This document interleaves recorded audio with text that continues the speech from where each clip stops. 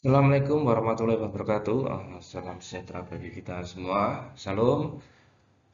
Sebelumnya saya akan memperkenalkan diri. Nama saya yaitu Putra Wijaya, NIM 12210129. Di sini saya akan membawakan tentang karakter building yang judulnya yaitu konsumsi dan produksi yang bertanggung jawab dan radikalisme dan NKRI. Sebelumnya saya ucapkan terima kasih kepada Ibu dosen dari karakter building ini, Bu Dia Radiati, yang telah membimbing dan mengarahkan dalam pembuatan makalah ini.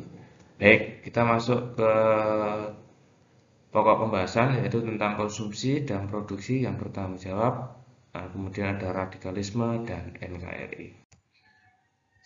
Latar belakang, sebagai warga negara Republik Indonesia, kita memiliki tugas dan tanggung jawab untuk mendukung program pemerintah, yaitu dengan mendukung aksi dunia yang dikenal dengan SDGs melalui 17 program, salah satunya yaitu konsumsi produksi yang bertanggung jawab.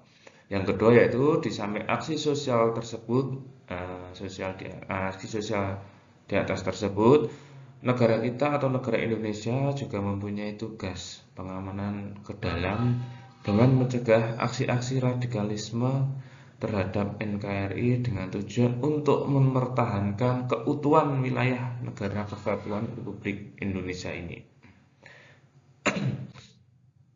Baik, untuk konsumsi dan produksi yang bertanggung jawab, pengertian dari SDGs itu sendiri, yaitu merupakan suatu rencana aksi global yang disepakati oleh para pemimpin dunia, termasuk Indonesia, guna mengakhiri kemiskinan, mengurangi kesenjangan, dan melindungi lingkungan.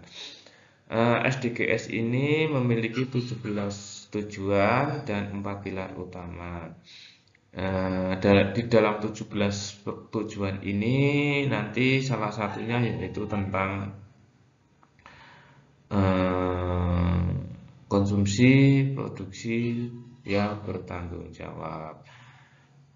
Baik, yang pertama yaitu meliputi menghapus kemiskinan, tujuan yang kedua yaitu mengakhiri kelaparan, untuk yang ketiga kesehatan, yang keempat pendidikan yang bermutu, yang kelima yaitu kesetaraan gender, yang keenam yaitu air, yang ketujuh yaitu energi, kedelapan pekerjaan, kesembilan infrastruktur, instruksi dan inovasi, yang ke-10 mengurangi ketimpangan, yang 11 tentang kota, 12 ini konsumsi dan produksi yang bertanggung jawab, untuk yang ke-13 penanganan perubahan iklim, 14 menjaga ekosistem laut, 15 menjaga ekosistem darat, 16 perdamaian, kedaulatan dan kebangsaan yang kuat. Untuk yang ke-17 kementerian untuk mencapai tujuan. Lanjut, di dalam 4 pilar utama yang sudah saya di dalam 17 poin ini terdapat 4 pilar. 4 pilar utama yang di dalamnya mencakup 17 poin yaitu yang pertama, pilar sosial. Pembangunan sosial adalah tercapainya pemenuhan hak dasar manusia yang berkualitas secara adil dan setara untuk meningkatkan kesejahteraan bagi seluruh rakyatnya. Pilar hukum, pembangunan hukum dan tata kelola, terwujud kepastian hukum dan tata kelola yang efektif, transparan, akuntabel, dan partisipasif untuk menciptakan stabilitas, keamanan, dan mencapai negara berdasarkan hukum. Pilar lingkungan, pembangunan lingkungan adalah tercapainya pengelolaan SDA dan lingkungan yang berkelanjutan sebagai penyangga seluruh kehidupan.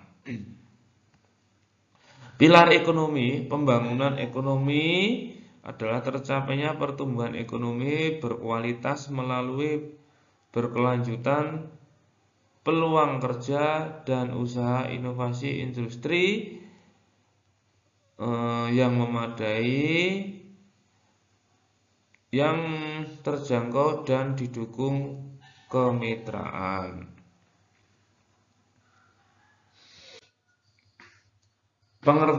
Pengertian menurut ahli, menurut definisi dari Simposium Oslo tahun 1994, konsumsi dan produksi berkelanjutan merujuk pada penggunaan produk dan jasa yang memenuhi kebutuhan dasar dan membawa kualitas hidup lebih baik sebagai meminimalisasi penggunaan sumber daya alam, material beracun, emisi gas, dan polutan dalam siklus hidup produk dan jasa.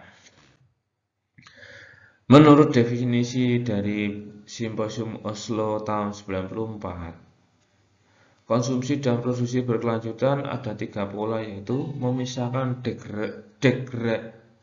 degradasi lingkungan dari pertumbuhan ekonomi, menerapkan pola pikir melingkar, mengambil peluang untuk negara-negara berkembang.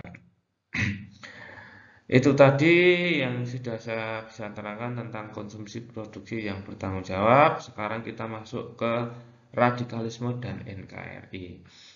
Apa sih radikalisme dan NKRI tersebut? Nah, di sini nanti saya akan menerangkan satu-satu.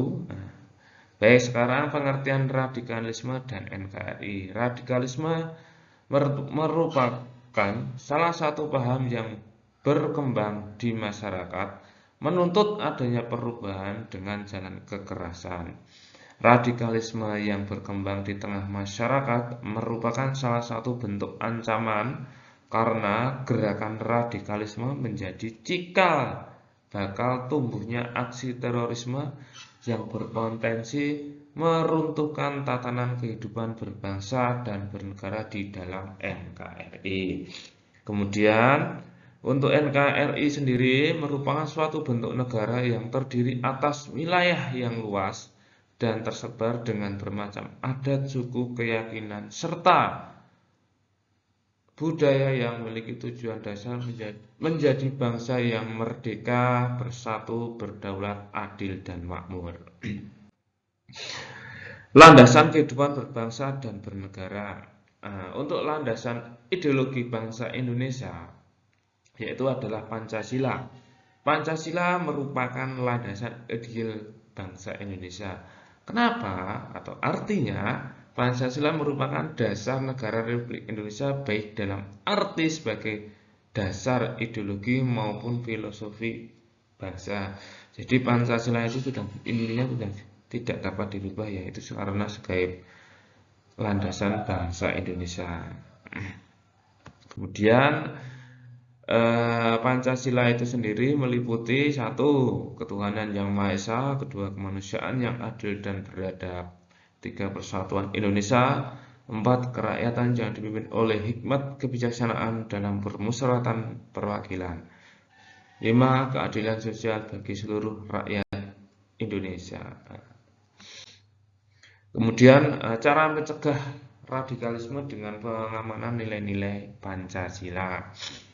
Hal yang harus dilakukan untuk memperkuat bangsa dari ancaman radikalisme, yaitu dengan pengamalan sila Pancasila dan menambahkan pendidikan cinta tanah air, karena di dalam sila Pancasila tersebut mengajarkan nilai-nilai kemanusiaan untuk menjadikan warga negara yang baik.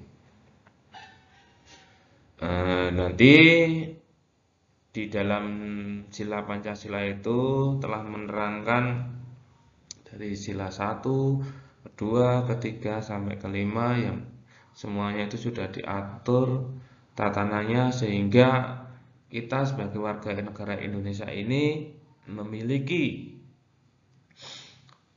jiwa nasionalisme yang tinggi dengan tidak mudah dihasut, sehingga dengan Pancasila tersebut kita dapat hidup rukun, gotong royong, dan memahami antara satu sama yang lain. Baik, Saya cukupkan sekian tentang materi konsumsi produksi yang bertanggung jawab dan radikalisme dan NKRI. Bila ada pertanyaan, monggo silakan cantumkan usul dan saran. Monggo silakan. Saya cukupkan sekian dulu. Wassalamualaikum warahmatullahi wabarakatuh.